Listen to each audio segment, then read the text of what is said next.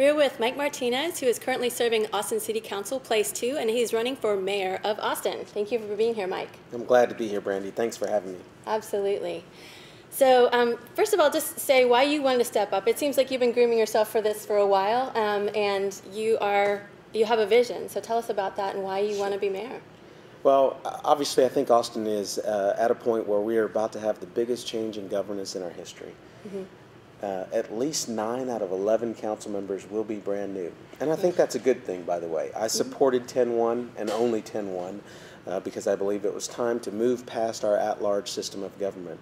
But I also think we're going to need a mayor who has an understanding and has some institutional knowledge about how we got to this point, some of the issues and struggles and battles that have happened to get us to this point, so that that new council can be as successful as they want to be, and so that the mayor can help them be successful in a collaborative manner, helping find those common grounds among those districted council members.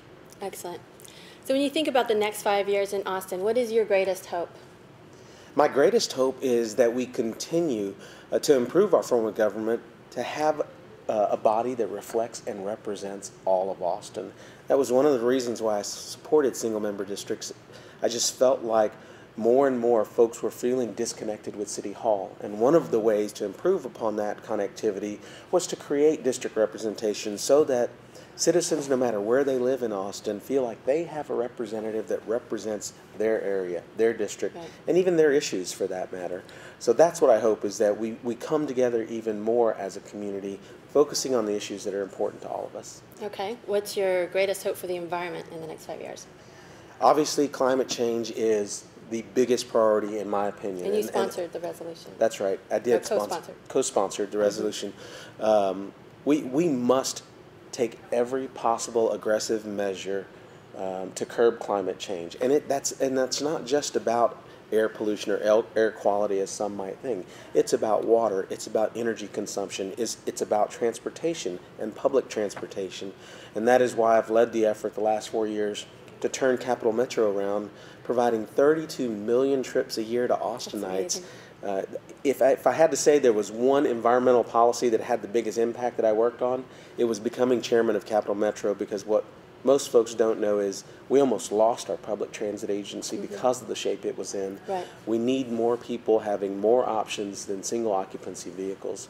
But again, climate change is a host of issues, and I'm happy to talk more about that. Well, let's keep going on transportation. You are for the Prop 1. I am. Say more about that and how, if we do that, what the implications of it and what other things we need to do along with it to be successful. So one of the things that I like to point out about this is had we not turned Capital Metro around in 4 short years, we wouldn't even be able to have this conversation.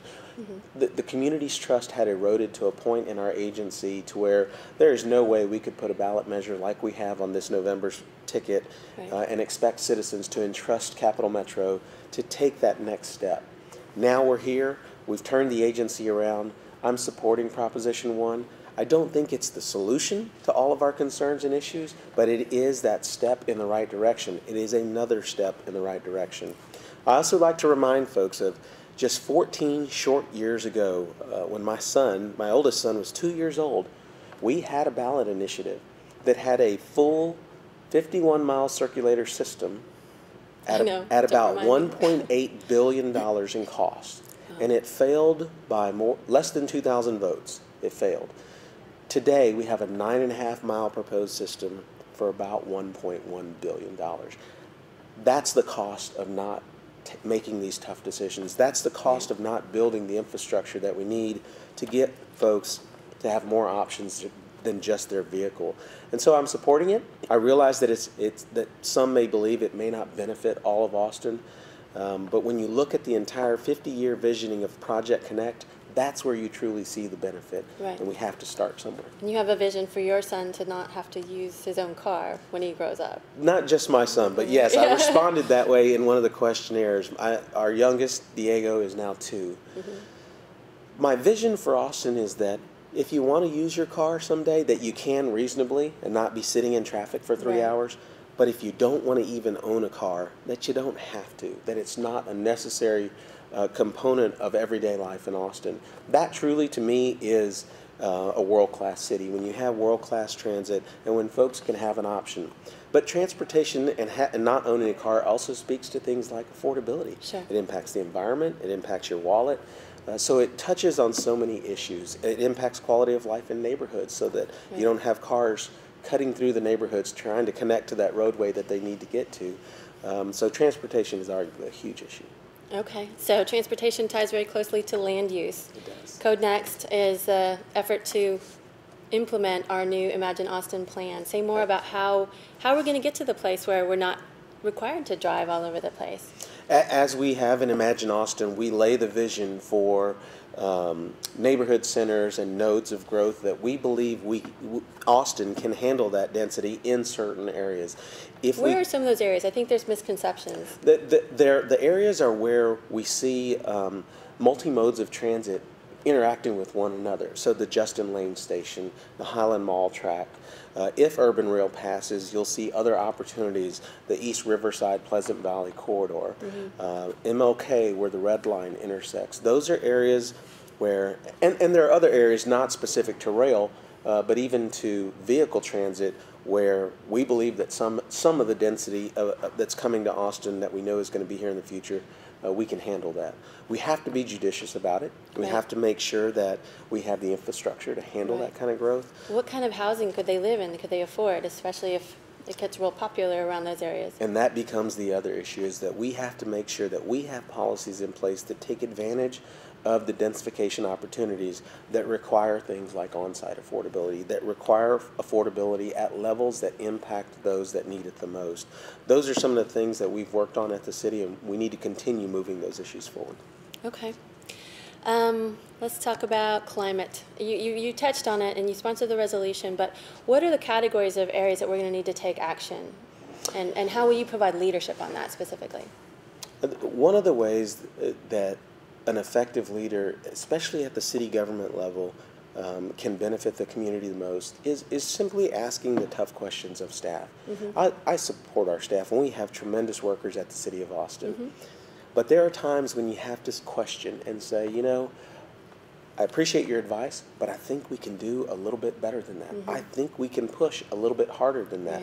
We have successfully implemented affordability policies that say no matter what we do at our utility, your electric bill can't go up more than 2% on any given year. So to me, what that says is, let's be as aggressive as we possibly can, but let's make sure that it's not passed on to the ratepayers. And what you've seen in the most recent purchases of renewable energy, it's competing with coal and natural gas, and we believe we should do more. So we adopted a new goal most recently to achieve 65% renewables by 2035. And then to be carbon neutral by 2050. Well, so where should we be getting our energy or not getting it? So as long as wind and solar are competitive with coal and gas, we should maintain our current existing contracts that we can't get out of as it relates to coal and gas, but I think we should push to get out of them, shutting down Fayette, shutting down Decker, but we should be more aggressive as it relates to wind and solar. Now that we have the grid infrastructure to bring in solar from West Texas, you've seen our most recent purchase of 150 megawatts of solar at less than 5 cents a kilowatt hour. That is truly competitive. We'll have to maintain a base load so that, you know, when the sun's not shining, we'll have power. But how that's are you going to not. do that? Is that storage? Are you looking at innovations? Storage. How we are have do to that? commit as we move forward with a commitment to achieving more renewables. We have to set aside some of our resources for research and technology so that we can solve this issue of storage and capacity within storage. But at the same time, Brandy, we have a natural gas plant, an existing natural gas plant. We've spent a lot of money to make that one of the cleanest natural gas plants that we can, our Sand Hill Energy Plant. That's what we need to continue to do to maintain that base load so that, much like a water faucet, when you need water, you turn it on. When you don't, you turn it off. That's the beauty of the natural gas plant. When you have enough wind and solar that makes up the difference for peak demand times, I think you can see us truly achieving all of our renewable goals in the time frame that we've laid out. Okay, we covered renewables, gas, coal. How about nuclear? Nuclear is still one of those things where it may look really, really cheap and really attractive. The long-term side effects of the waste disposal from nuclear is just an unknown. And we're seeing facilities being open in areas of West Texas, and are wildly controversial because no one really knows. To take the waste. To take the waste, right. Because no one really knows what's going to happen. So we own 4% of a nuclear power plant. I dare say we need to divest ourselves and not invest in that. The true investments of tomorrow are in renewable solar and wind right. and other technologies, and not nuclear. And nuclear takes a lot of water too. It does. It consumes a lot of water. Same with natural gas. Right. There are some that believe that because of fracking, we now have this abundant supply of natural gas. The ill effects of fracking, the amount of water that it takes to frack, right. We should move farther away from those types of practices as opposed to moving towards them. All right. Well, let's go more on water. Okay. What do? There's less water than ever, and it doesn't look like it's going to rain a lot more. Yes, conservation and reuse have to be the top priorities. But the other thing is, and I know it'll cause some angst, but when if there's one thing I learned in being a council member, you have to be honest and you have to shoot people straight. Right.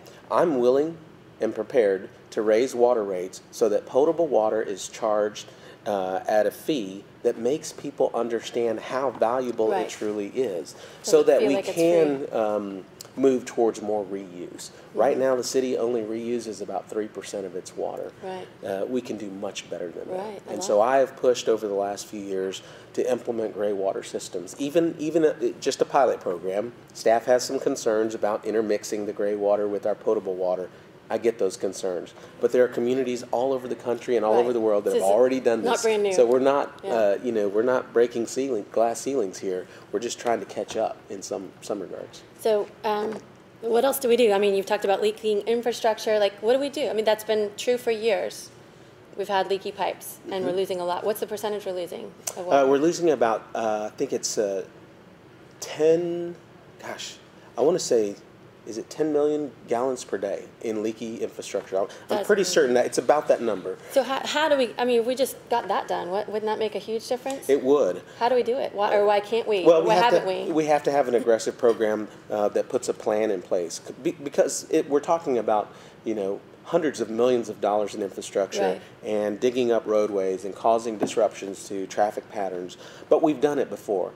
We've done our wastewater system as it relates right. to all through the middle of the urban core of Austin, and it took us about 8 years, but we did it. Likewise, it's worth the investment. When mm-hmm. you're talking about conservation being the highest priority and not having to treat more and more water, right. you have to get a hold of things like leaky infrastructure, and you have to have a plan in place that says we're going to accomplish this in this time frame, and here's how we're going to pay for it. And that's the other tough conversation is we can only do it through bonds, or we can do it through raising fees at the water utility. We have to have a judicious approach so that we don't negatively impact folks in our community who quite frankly can't afford rising prices. Right. So address water treatment plant for us, since it's out there. Sure. You voted for it, and we realized it probably wasn't a good idea. Say what should we do with it now? Well, I think we should move forward with it. Its first phase is to have the capacity of 50 million gallons a day of potable water. I think we all believe that and know that with growth, we're going to need that at some point. What we should have done is tied the construction timeline to demand. Mm-hmm. No one foresaw. So on April 5th, 2010, Lake Travis was 100% full, and that was 2 years after we started construction of Water Treatment Plant 4. No one could foresee the drought that was coming, but there were environmentalists who were predicting record droughts were headed our way soon. So maybe that there were some environmentalists who saw that. But here we are in the worst drought, second worst drought in the history of Austin. We should have tied the construction to demand so that when conservation kicks in, when right. it succeeds, we wouldn't move forward with that. Now that we've moved forward with it, there is some value in it. And so when we go to bond rating agencies in New York, one of the things that they look at is your infrastructure. Mm-hmm. So we get a plus for having that piece of infrastructure, and then we kind of get dinged for having water pipes that leak all day long. Right. So you have to balance that out. I think we should move forward, continue with the 50 MGD, but then tie any future phase of expansion of that to actual sustained demand. Because if conservation is going to be our number one priority, we're not going to necessarily need to expand that plant. Okay. Water is needed to grow food, so let's go to food. Yeah. You helped sponsor the creation of the Sustainable Food Policy Board. I did. Which I served on. And we're moving forward. There seems to be some, uncertain future about being able to grow food in the city, and are we going to be able to preserve farmland as we're expanding and things like that? Tell us more about your approach to that. You know, I was the only council member to vote against, at the end of the big debate, to vote against the urban farm ordinance that came through council last year. I voted against it not because I was opposed to it. I voted against it because I felt like we missed an opportunity to do more, to be better, to be a forward thinker. There were some restrictions in the ordinance as it relates to urban farming that I just felt were unrealistic. If we were going to truly embrace urban farming and truly create a sustainable model of food policy for Austin, that ordinance didn't go far enough. Especially as it relates to waste diversion and composting. Mm-hmm. It prohibited composting on site for urban farms. Of animal or just any kind of No, compost? of animals. Okay. Of animals. And so I felt like it became more of a political conversation than it did a conversation of policy and the reality of where we're headed. And so now to have healthy organic meats, fowl and rabbits and any other kind, you can raise them on site, but then you have to drive them in a vehicle to a facility outside of town to have them processed so that you can consume them. But and I just thought that was backwards. Beyond the animals, the actual amount of agricultural land. I just heard from our new ag person, and he said if all the land that we own that was ag land was actually being producing food, we could feed Austin. Right. I'd never heard that before. Like, what could we do to incentivize that? We did an inventory when I was on the board of all the available land, but I don't know that anything's moved forward. Where do we go? We have successfully sponsored some items that allowed us to move farther ahead. So when you think of things like floodplain buyouts, which I was proud to support and lead the effort to buy out all of the remaining homes in Onion Creek, now we're going to have land that actually has roadway infrastructure, water infrastructure, so that it's open space. It could truly be used for things like urban farming right in the city limits of Austin. I think those are the kinds of things that we need to push harder for. We also were able to create a second tiered water rate. Right. So if you added a second meter for urban farming, your water rates are much more reasonable so that you can produce food on your property. Okay, quickly, I want to cover a couple Sure. more issues. Universal recycling ordinance and composting and where we're going with that. I know you're supportive, but say more about what we need to be doing moving forward. The bottom line is we're not going to meet our waste diversion goals unless we do more. We're going to be 5% short of our first goal, which is 40% diversion by the end of this year. And when I asked staff, what is it? What's causing that last 5%? And they truly believe that it's things like having a trash can in your bathroom as opposed to a recycling bin and a trash can. Most of us have our recycling in our kitchen, so it's readily available, and we maximize recycling as it relates to things in our kitchen. But when we go to our restrooms, so it's citizen behavior that's going to make the difference. So how do we do? Is it education? It's education. Technology is catching up. You're seeing things like toilet paper rolls that don't have the core. Right. But those are kind of the key. They're little things, and it may seem like low-hanging fruit, but you have to go after them aggressively if you're going to meet our waste diversion goals. Compost, likewise, we need to move forward with curbside composting. And that to me was what I felt like was an opportunity lost in the urban farming ordinance. Right. If we're going to be a city that fosters more composting, that embraces it, and that even picks it up curbside, why couldn't we have a better policy outcome for urban farms as well? But we have to do everything we can to divert waste so that we never have to build a landfill again. Right. Okay, I encourage everyone to go read what Mike wrote on AustinEcoNetwork.com on the page for Mike Martinez. He's put very thoughtful answers together on a lot of topics. And something I read in there that I hadn't seen before is an inventory of impervious cover. Just a couple sentences on that. What is? Impervious cover has an impact on everyone, but especially those that are living in the floodplain. We have a drainage user charge that is a flat fee for every resident. So if you own a 10,000 square foot home versus a 1,000 square foot home, you're paying the same fee, but you're having a dramatically less impact on the drainage runoff in the 1,000 square foot home. Okay. We must have an inventory of our impervious cover to truly understand the effects of things like flood, stormwater runoff, and pollution into our waterways. That is one of the single biggest contributors to our waterway is the runoff that's created through impervious cover. And you're a big fan of auxiliary uses of water besides just the straight up potable water. Absolutely. Not only a fan, we must create. Say what that means. So neighborhoods moving forward, new subdivisions, new homes being built, we have to move forward with having them have purple pipe gray water systems throughout the city of Austin as a requirement, which I think would save money in the long run. Okay, I think we've covered all we can in the time we have, but Thanks, thank you for being a candidate, and thank you for being here. Thank you, Brandy. Appreciate your time. Absolutely.